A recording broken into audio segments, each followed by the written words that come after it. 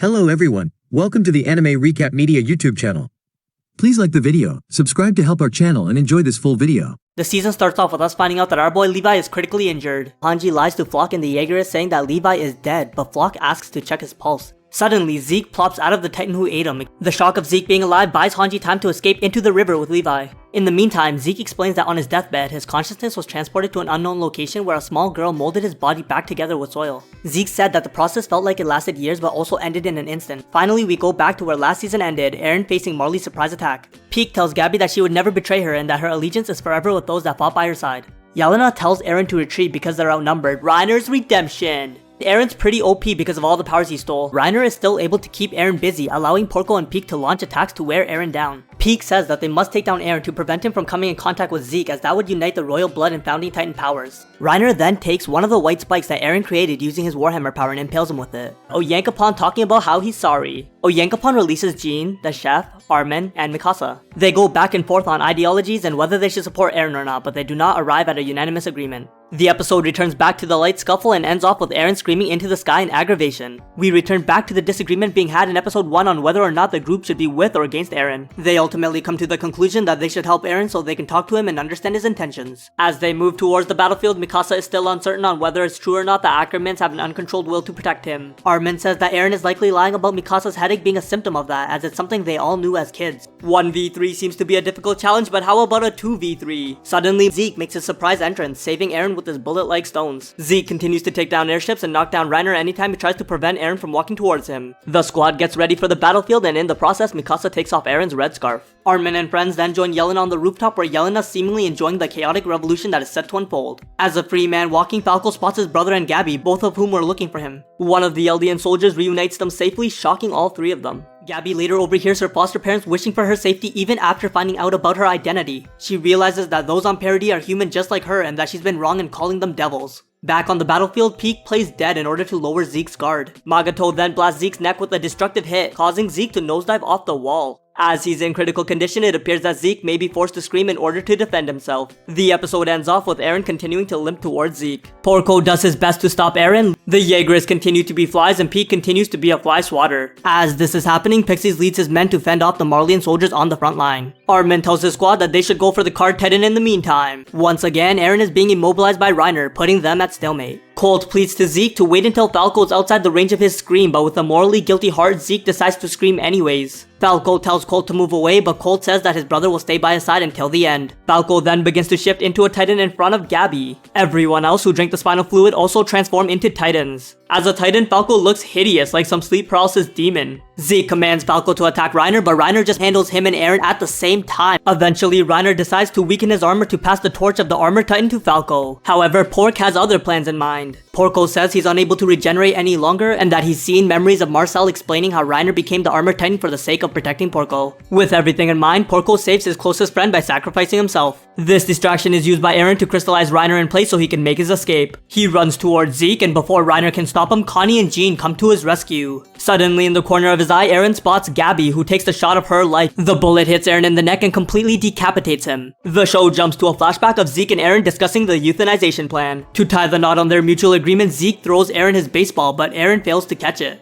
We then go back to the battlefield where the show displays one of the coolest animated shots I've ever seen. The time-frozen camera work perfectly portrays the chaos and reveals that Zeke managed to catch Eren's head. As Zeke was able to make contact with Eren before he passed on, he gets transported to an unknown location where all paths converge. Zeke tells Eren that this is likely where all the royal family members come when inheriting the founder. Similar to last time, Zeke says he's been waiting for so long, as a moment in the real world feels like years in that space-time. The small girl returns and Zeke claims that she's the founder Ymir. Zeke's like, yo, now's our chance to commence the euthanization of all Eldians, but Eren's like, nah, I only used you to get here. Eren states he has no intention of following through with the plan, shocking Zeke. Eren walks towards the girl to receive his absolute power, but she walks to Zeke instead. Zeke then reveals that Eren was only the key to enter and that he's unable to do anything without the agreeing will of the royal blood. Zeke tells Eren that he's been brainwashed by their father, but Eren continues to believe that Eldians should have a future as he himself was born into this world. The episode ends off with Zeke headbutting Eren. And the two brothers head back through their father's memories together, as Zeke is determined to save Eren from his brainwashing.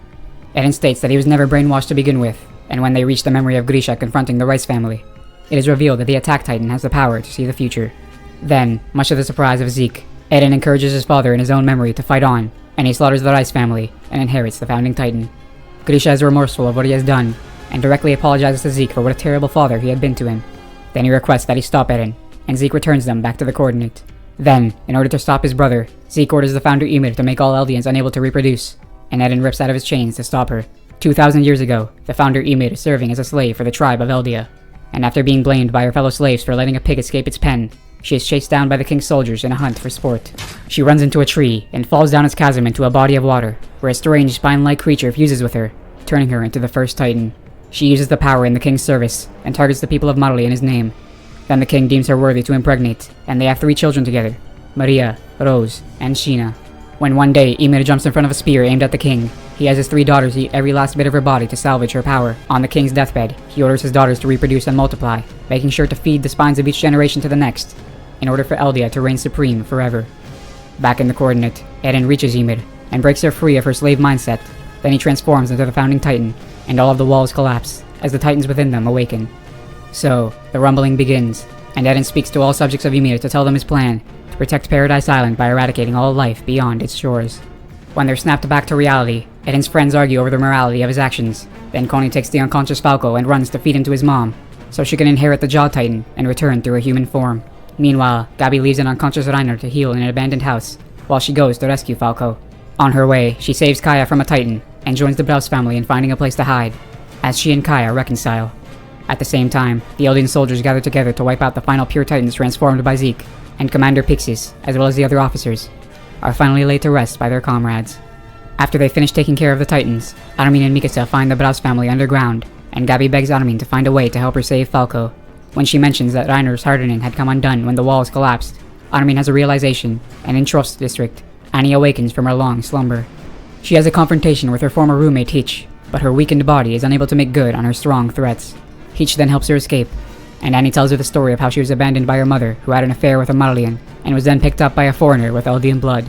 He trained her to be an honorary Marlian, so he could have a better life. And even after all the pain he caused her, he apologized to her on the day she left for Paradise Island, and made her promise to come back to him. In Shiganshina, Armin resolves to help Gabi save Falco, as she and Armin speed on to Ragako village.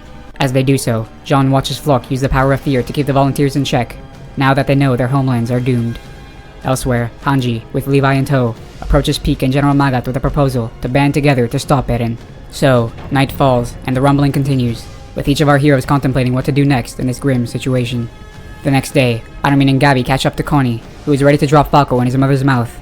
But before he can, Armin sacrifices himself to save Falco, but Connie stops him. Then Armin encourages him to help save some people like his mother wanted, so they head back to grab some food before figuring out their next move. At their table, they find Annie stuffing her face with pie. Then she joins them on their path, and leaves a note for Hitch, thanking her for everything. Flock and Jean then prepare to execute Yelena and Onyakopon. Though Jean misses his shot, then the cart titan swoops in to swallow Jean and the prisoners. This was part of a plan to safely escape the Jaegerists, and the group that escaped prepared to band together despite their differences, to save the world. Then the group head to the port where the Azumabito have a flying boat stationed to observe the rumbling, which they plan to use to stop Eren. When they arrive, they find the Jaegerists occupying the port, and they come up with a plan to steal the flying boat without any casualties. They enter the port and yell at Flock to free the Azumabito mechanics to service the boat so they can chase after the cart titan. Then Armin and Connie convince their friends Daz and Samuel to remove the explosives from the boat. In the building, Kiyomi Azumabito assaults Flock, and before she can be killed, Mikasa rescues her. Then Flock informs everyone that Mikasa, Armin, and Connie have betrayed Eldia. Unfortunately, Connie is forced to kill Daz and Samuel as the bloodshed begins, with the armored and female titans entering the fray as well. The Azumabito say they have a hangar to the south where they can service the boat, but whether the rumbling will get there first is a gamble. Nevertheless, the soldiers fend off the Jaegerists as the engineers service the boat, and Falco joins the fight as a Jaw Titan as well. Then everyone except General Magat boards the ship as they set sail. The general is joined by Commandant Shadius and boarding the only other ship the Jaegerists can use to catch up with, and the 2 old-timers share a moment of respect as they build themselves and the ship to smithereens. On the ship, Annie breaks down after hearing there's nothing they can do to save Liberio, and she asks Mikasa again if she can kill Eren or stand by while she kills him. Finally, the global combined fleet gathered to stop the rumbling from progressing, and even with every large cannon known to man assembled together, they barely put a dent in the army of colossal titans, as Eren continues to command them to wipe every last enemy of Eldia from the world. How was the video? We hope it was good. If so, please check these videos. Also, please comment down your thoughts and your suggestions for future videos. If you haven't already, please consider subscribing now to show the support to our channel.